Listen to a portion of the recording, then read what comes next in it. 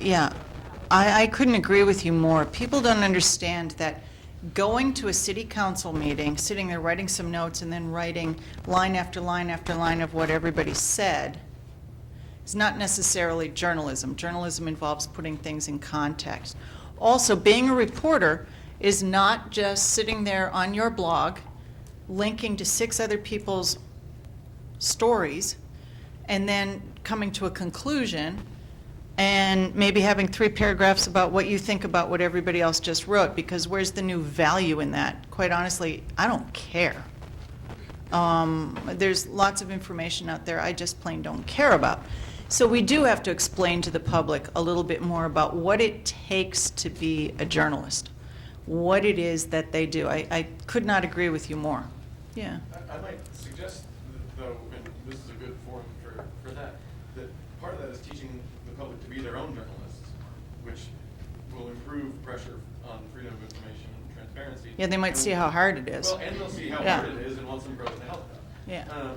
But if there's, we heard earlier about a culture of FOI and stuff like that, I think we need that in our society as much as we need it in our newsrooms. Right. To teach other people how to do a FOIA request, that they actually do own the desk and the stuff in it and the stuff in the back file, and they employ the person at the desk who's telling them no.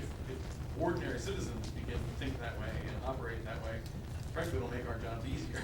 Right. In many ways. And there are a lot, I should point out that on the federal level at least, less than 10% of all FOIA requests come from the media or anyone who calls themselves a journalist.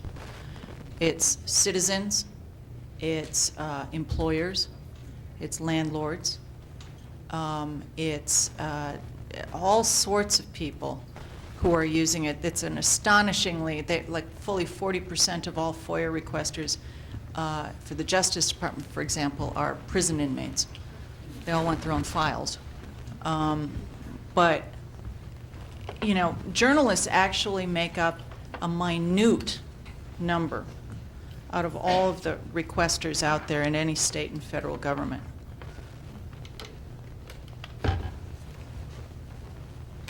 So it's kind of hard to see in the back, so if I'm missing somebody, I apologize.